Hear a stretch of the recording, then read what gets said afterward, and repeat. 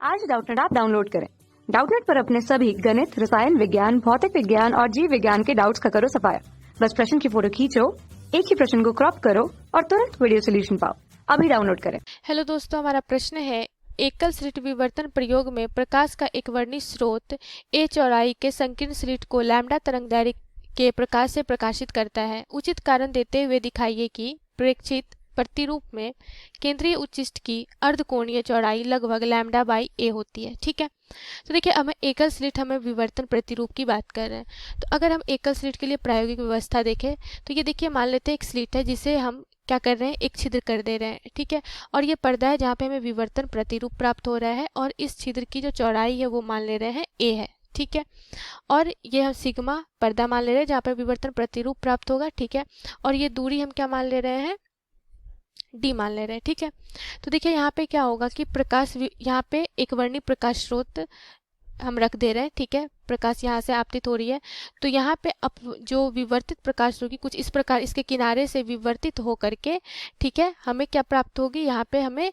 विवर्तित प्रकाश के लिए फ्रिंजें मिलेंगी और यहाँ पे हमें एक क्या मिलेगा, केंद्रीय फ्रिंज मिलेगा। ठीक है, जिसकी तीव्रता ये हमारा क्या मिलेगा, यहाँ पे केंद्रीय उच्चिष्ट, ठीक है, जिसकी जो तीव्रता होती है वो सबसे अधिकतम होती है। तीव्रता क्या होती है, अधिकतम होती है। सभी जो भी फ्रिंज हमें मिल रही है उससे अधिक तीव्रता हमें प्राप्त होती है। ठीक है, और ये यहाँ पे अगर हम देखें तो ये जो प्रकाश जाती है तो ये इसके बीच का कोण हम थीटा मान ले रहे हैं। ठीक है, क्या है, थीटा है। तो देखिए क्या हो रहा है कि केंद्रीय उच्चिष्ट और यहाँ पे हमें एक फ्रिंज मिल रहा है। ठीक है, जिसकी तीव्रता केंद्रीय उच्चिष्ट जो फ्रिंज हमें प्राप्त हो रही है उसकी तीव्रता से कम होगी। ठीक है, तो यहाँ पे हम अगर हम विवर्तन प्रतिरूप देखें तीव्रता का किस रूप में होता है तो इसको हम ग्राफ से देखते हैं। तो देखिए क्या होता है कि मान लीजिए कि ये हमारा क्या है, अक्ष जो है वो हम किसके किसके बीच बना रहे हैं, तीव्रता और थीटा के बीच में बना रहे हैं। ठीक है, ये क्या है, तीव्रता है और ये थीटा है। ठीक, तो हमें किस प्रकार से प्राप्त होता है, ये केंद्रीय उच्चिष्ट हमें प्राप्त होता है जिसकी तीव्रता हमें अधिकतम प्राप्त होती है। उसके बाद जो तीव्रता होती है वो क्रमशः रूप में क्या होती है, घटते जाती है पर्दे के ऊपर और नीचे। ठीक है, ये क्या होती है, घटते जाती है कुछ इस प्रकार से। ठीक है, तो ये जो हमें प्राप्त होता है, यहाँ पे हमें निम्निष्ट प्राप्त होता है इन सभी जगहों पे, और ये हमारा क्या है, उच्चिष्ट प्राप्त होता है जिसकी तीव्रता क्या होती है, यहाँ पे घटते जाती है। ठीक है, तो केंद्र में हमें सबसे अधिक विवर्तता का, सबसे अधिक तीव्रता का हमें प्रतिरूप मिलेगा और इस प्रकार से ये तीव्रता का प्रतिरूप हमें प्राप्त होता है।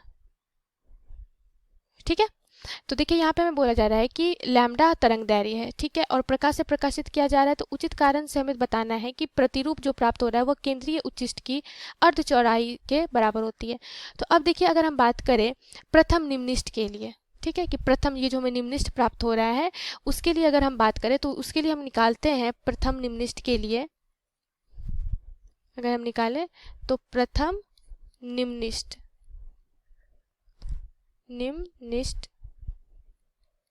के लिए तो क्या होता है, ए साइन थीटा बराबर क्या होता है, लैम्डा। तो अगर हम यहाँ से साइन थीटा निकालेंगे, साइन थीटा बराबर क्या हो जाएगा, लैम्डा बाई ए।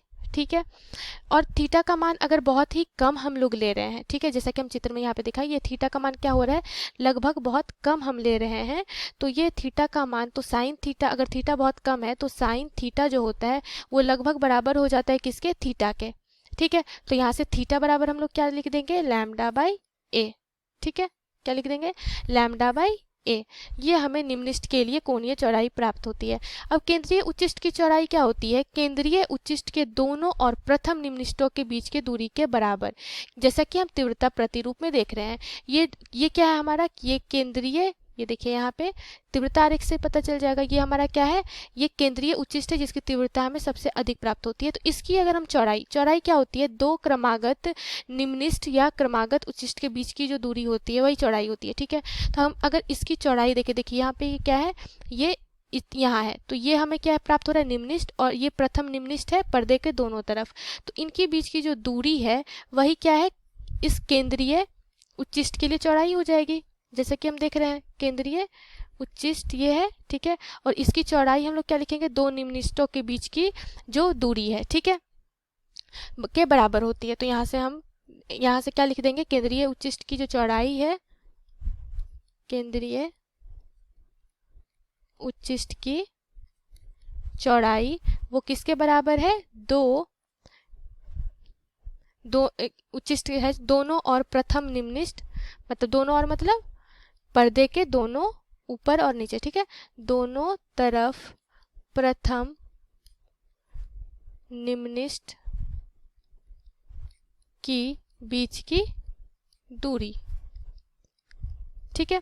तो हमें एक निम्निष्ठ के लिए क्या आया है? लैम्डा बाई ए आया है। तो अगर हम यहाँ पे बात करें तो अगर हम केंद्रीय उच्चिष्ट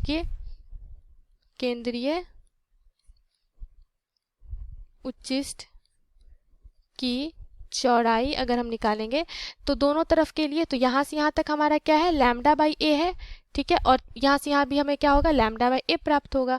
तो ये क्या हो जाएगा? यहाँ से लैम्डा बाई ए दूरी प्लस लैम्डा बाई ए, तो यहाँ से क्या हो जाएगा? 2 लैम्डा बाई ए, ठीक है।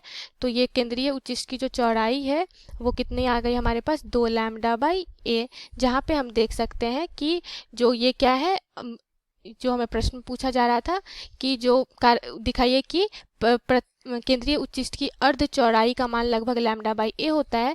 तो केंद्रीय चौड़ाई हमें कितना आया? 2a। तो अर्ध चौड़ाई अगर हम निकालेंगे केंद्रीय उच्चिष्ट के लिए अर्ध चौड़ाई, ठीक है, तो वो कितना आ जाएगा? 2 लैम्डा बाई ए गुने 1/2, तो ये आ गया लैम्डा बाई ए के बराबर, और यहाँ से ये सिद्ध होता है, ठीक है।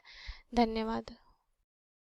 कक्षा 6वीं से 12वीं से लेकर नीट, IIT, JEE वो एडवांस के लेवल तक 1 करोड़ से ज्यादा छात्रों का भरोसा।